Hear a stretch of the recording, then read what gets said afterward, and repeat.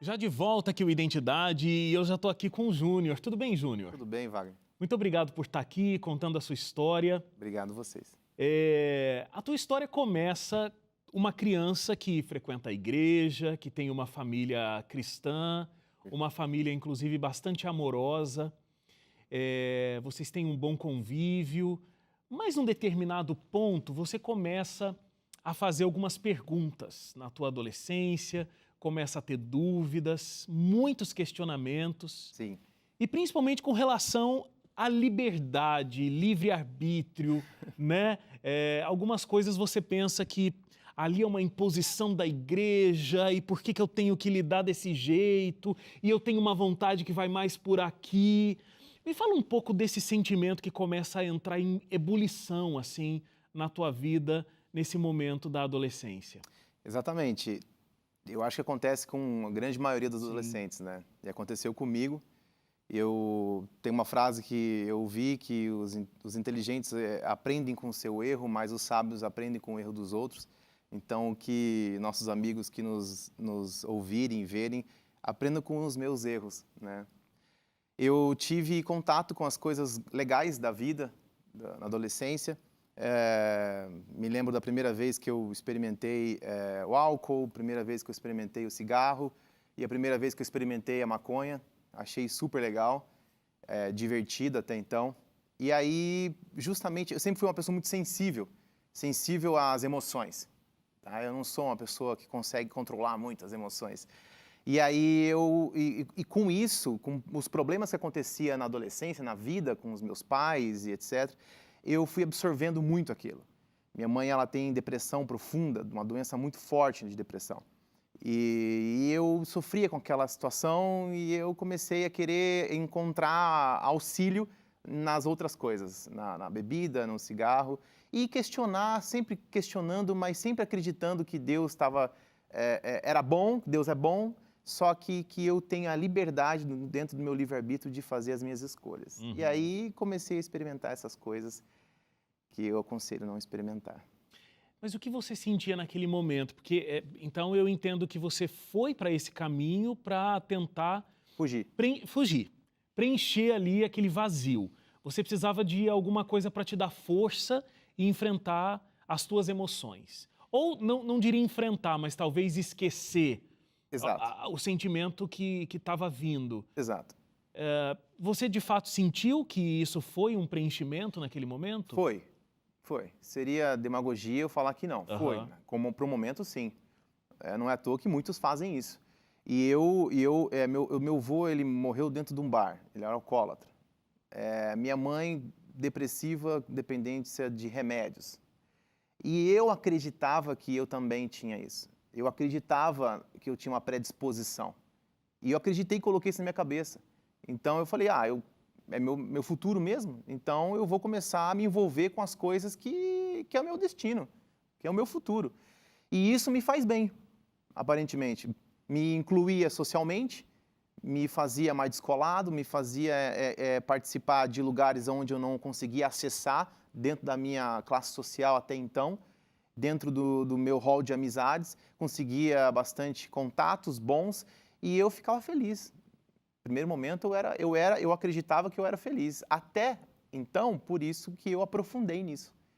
Tem um momento bastante emblemático, assim, era uma sexta-feira à noite, era a véspera do seu aniversário. Você voltou de madrugada para casa depois de ter passado, inclusive, um aperto com o carro, teve Sim, um problema do pneu rasgar ali, toda uma dificuldade. Mas no sábado de manhã você estava lá deitado, estava com aquela ressaca braba da noite anterior, né? E era seu aniversário, inclusive, de 18 anos. exato. Aí os teus pais entraram, tua família, levando um bolo, cantando parabéns, era aquela coisa, eh, né, vamos comemorar, meu filho está fazendo 18 anos, Sim. né, uma data ali emblemática. E naquele momento você toma uma decisão muito diferente, você fala, não vou mais viver essa vida, eu quero outra coisa. Me conta como estava o ápice do teu sentimento naquele momento e o que você fez. Sim, esse momento é um momento delicado, né? Eu estava bem já avançado nas drogas. Então, já experimentando maconha com crack e já muita bebida e muito cigarro. Então, eu já não conseguia ver um pouco retorno. E eu entendi que era meu destino. Então, era aquilo que ia acontecer realmente e eu aprofundei, definitivamente. E eu até falei para minha mãe, para minha irmã sair da minha vida, né? Falei, mãe, para de orar por mim. Está me incomodando você orar por mim. E no sexta-feira à noite, eu acredito que Deus já estava querendo me resgatar. Há muito tempo, mas ali foi forte. E eu bati num buraco, bateu no meio-fio, rasgou os 2 pneus e eu fiquei até 7, 8 horas da manhã para tentar arrumar o carro. E então eu cheguei bêbado em casa e minha família entrou no meu quarto com um bolo, cantando parabéns, e meu sobrinho com 6 anos, com a mesma idade que eu tinha quando eu era uma criança empenhada na igreja, né? Envolvida ali com a minha família. Então, me sensibiliza um pouco isso pela questão do exemplo que eu dei, né? E eu agredi ali minha irmã fisicamente e a minha mãe, eu falei para eles saírem do meu quarto que aquele dia eu ia acabar com tudo. A sua irmã tentou te parar, né? Ela falou, Ju, para, porque a mãe está sofrendo muito, hoje um dia não está legal, um dia chuvoso e era um sábado. E eu falei, Dai, sai, que hoje é o meu dia e eu quero finalizar isso do meu jeito. E eu pensei em encerrar o meu ciclo na minha vida no melhor estilo que eu acreditava. E aquela noite eu saí, fui para uma festa, me droguei muito, bebi muito e não lembro de mais nada a partir de um certo momento. Aí meus amigos contam. Eu passei num semáforo, um carro bateu em alta velocidade no meu lado, lateral, eu estava sem cinto, estávamos em 3 no carro. Eu acredito que o acidente era para mim, porque eu me machuquei muito, meus amigos machucaram, mas eu me feri muito. Bateu no meu lado, o carro bateu no meu lado, meu carro bateu no outro carro, bateu no poste, o poste quebrou, caiu em cima do carro. E estava chovendo demais, então acho que deslizou tudo ali. E eu dei perda total no carro, nos 3 carros. E eu sofri traumatismo craniano, trinquei as 2 cervicais e fiquei em coma, eu não lembro de mais nada, 20 dias internado. E me reabilitei, tive que passar por todo um recomeço. Mas tem um ponto alto aí nessa história, que é a minha mãe. É uma coisa que me emocionou muito também quando eu estava lendo a pauta, porque a gente tem a mesma história acontecendo em caminhos paralelos. A gente tem você tentando destruir a sua vida, tentando dar fim na sua vida com um alto consumo de drogas, e você entra num carro e tem um acidente que te leva praticamente para a morte. Mas do outro lado dessa mesma timeline, assim, desse Exato. mesmo momento, você tem a sua mãe, você tem um ser que ama a gente nesse mundo, é a mãe da gente. Exato. E eu acho que mãe tem um acesso diferente ao coração de Deus. Eu acredito nisso. E ela estava ali, de joelhos, orando por você durante todo o tempo. Mesmo quando você disse, chega, as suas orações enquanto eu estou nas festas me incomodam, eu não quero mais isso, mas ela entendendo, né, completamente o acontecido, estava lá, mais uma vez, de joelhos orando. Quando os teus amigos ligam para dar a notícia, a tua irmã atende o telefone, e quando ela encontra a sua mãe, ela está lá, de joelhos, orando por você.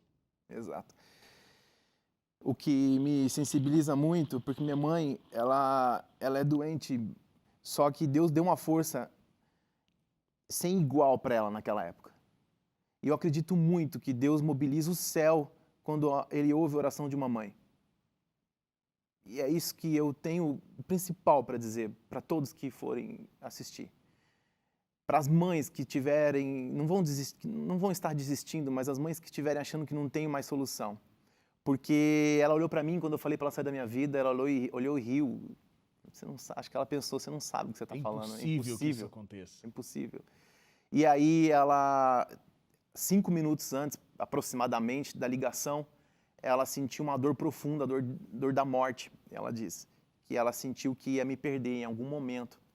E eu acredito, sim, que Deus estava lá numa guerra e pediu para minha mãe, para os anjos comunicarem a minha mãe para mandar munição. E munição, a munição de Deus, acho que é a oração. E eu escolhi dentro do meu livre-arbítrio não querer Deus. Só que eu acho que tem uma coisa que consegue combater o nosso próprio livre-arbítrio. É o livre-arbítrio do outro, principalmente de uma mãe. E ela orou e pediu para que Deus me desse mais uma chance. Minha irmã subiu com o telefone e falou, mãe, quando abriu a porta, ela estava de joelho, ela olhou e falou, fala, filho, o que aconteceu com meu filho?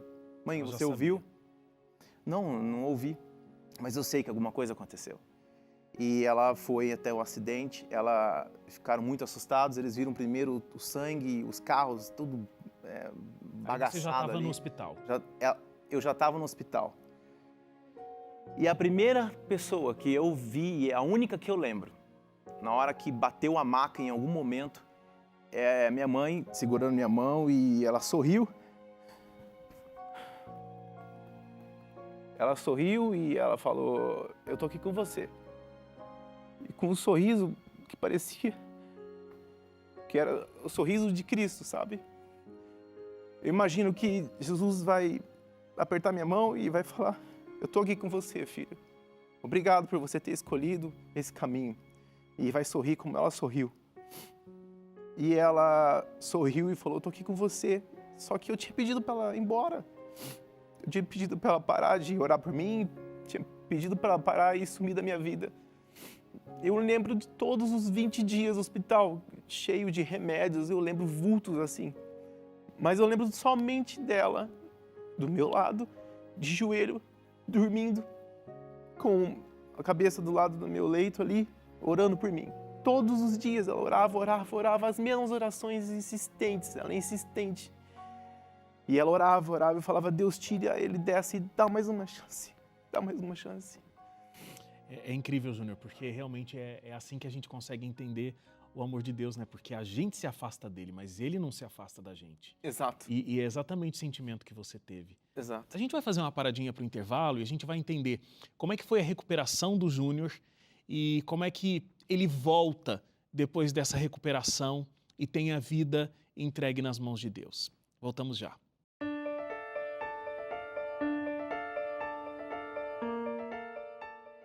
De volta aqui o Identidade, a gente está ouvindo a história do Júnior, a emocionante relação, inclusive, que ele tem com a mãe, pedindo que a mãe não orasse mais, que os pais não se envolvessem nas decisões que ele estava buscando, mas, claro, a mãe não abandonou e tem todo esse sentimento lindo, inclusive lá no hospital, dela passando todo esse momento junto com você, orando a mesma oração, para que Deus te desse mais uma chance e restabelecesse a sua vida. Foi muito difícil, né, Júnior? E a gente nem tem tempo de contar todo o processo de recuperação, mas você teve que reaprender tudo, porque você se machucou muito nesse acidente. Mas tua mãe estava lá do lado, pedindo essa segunda chance para Deus, e você está aqui hoje sem nenhuma sequela, inclusive, né? Vivendo a sua vida plenamente.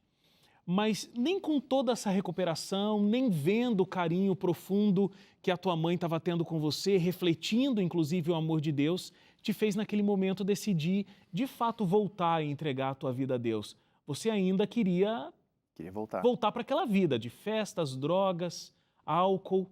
Por quê? Mais uma vez, aquilo me fazia bem, aparentemente. Então, eu sentia o desejo e tinha muito envolvimento social. E é sempre assim. Eu não tinha nenhum ciclo social de igreja, nada, praticamente. Eu convivia com pessoas que independente se é da igreja ou não, mas pessoas que me levavam para um caminho que eu acredito hoje ser o melhor caminho. E eu voltei, até que um dia eu voltei, tirei depois de 4 meses de reabilitação, andar, etc.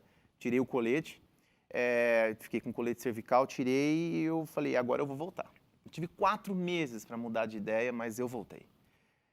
E eu voltei a usar droga e etc. Mas teve uma noite emblemática que minha mãe falou assim, filho, dessa vez você vai voltar para mim. Você vai voltar para Deus. Você vai para essa festa, porque você é livre. Só que você vai sentir uma dor tão forte no seu pescoço, na onde você quebrou, que você vai voltar. 3 horas da manhã, meu pescoço travou. Dito e feito. Meu pescoço travou e todo mundo muito chapado, e eles não conseguiam entender e achavam que eu estava ali curtindo. Eu falei, travou, e eu fui para BR sozinho, chorando de dor. Eu achei que tinha quebrado, sei lá, tinha desfeito ali o que tinha feito. E aí eles me encontraram e me levaram embora. Quando eu cheguei em casa, no quarto tinha um monte de folha A4 na parede. Minha mãe passou a noite toda imprimindo e ela colocou na parede, principalmente, um versículo de Provérbios 4:20, que diz: filho, fique firme, olhe sempre para frente, não abaixe a cabeça envergonhado. Siga, não minta, não diga palavras perversas. E aquilo, e tinha um monte de coisa escrita, mas aquilo mexeu comigo. Então eu sentei e comecei a chorar. Acho que eu nunca chorei tanto na minha vida. E eu falei, Deus, se o Senhor realmente quer me dar mais uma chance, se você olha para mim ainda, então, por favor, me responda, porque dessa vez eu vou orar e vou falar com você. Uhum. Me coloquei de joelhos e me entreguei. E eu pedi 3 coisas. Eu pedi para que Deus me desse um emprego, para conseguir o segundo objetivo, que era um carro, para repor o carro que eu acabei, o carro do meu pai. E o terceiro era uma namorada da igreja, para que... Te ajudasse nessa caminhada espiritual, né? Exato, eu precisava de ajuda. Eu precisava de ajuda humana, eu precisava. E aí, Deus respondeu? Te deu as 3 coisas? Me respondeu. Me respondeu em 6 meses. E eu falei assim, eu acho que não deve ser feito isso, mas eu falei, Deus, o Senhor tem que me responder. Se não me responder, eu tô fora. Eu coloquei Deus à prova. Uhum. Ele me respondeu. Em 3 meses ele me deu emprego. Eu lembro do momento que me ligaram, me deu emprego, eu consegui pagar em 48 vezes o carro, mas eu consegui. E eu consegui uma namorada da igreja, que inclusive virou minha esposa, a Monique Milbratz, inclusive já veio aqui algumas vezes, que me ajudou a voltar para o evangelho e para o ministério. E eu até então pensava, quem sou eu? O que eu estou fazendo nesse mundo? Qual é o meu propósito? Há mais de 10 anos, Deus me resgatou para que eu estivesse aqui hoje. E a vida não foi simples assim depois dessa oração. Você ainda teve dificuldades, teve situações, mas é como você disse, Deus sempre está do teu lado, sempre te resgatando, vive lutas, inclusive hoje, né? A saúde da sua mãe é muito delicada, Exato. mas Deus está te conservando do lado dele e você está aqui hoje testemunhando. Wagner, eu agradeço imensamente a Deus porque eu me sentia, tem uma música dos Arraiz que a vida toda me senti o segundo em tudo que eu fiz, mas Ele me resgatou e Ele me deu a oportunidade de vir aqui fazer o quê? Falar de mim? Não, para falar do que Ele fez por mim. E não, minha vida continua com problemas.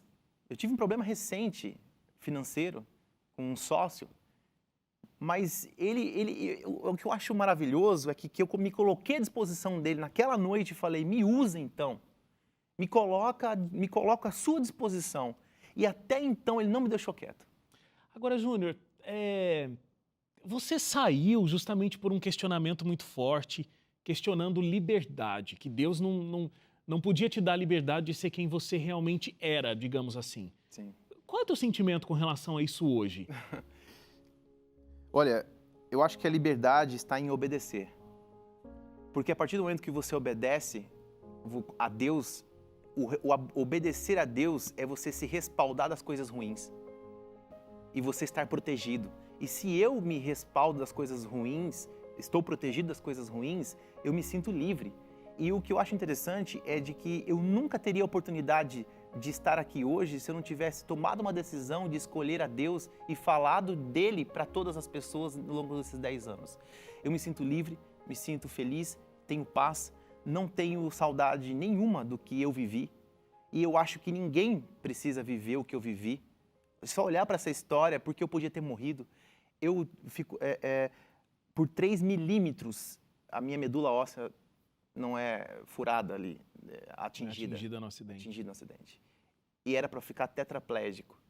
Então Deus me resgatou e hoje eu estou livre para poder falar dele para falar do amor dele, do que ele fez por mim. Porque eu sempre fui o segundo em tudo que eu fiz. Mas hoje eu tenho a oportunidade de ser o primeiro para ele. No coração de Deus. No coração dele.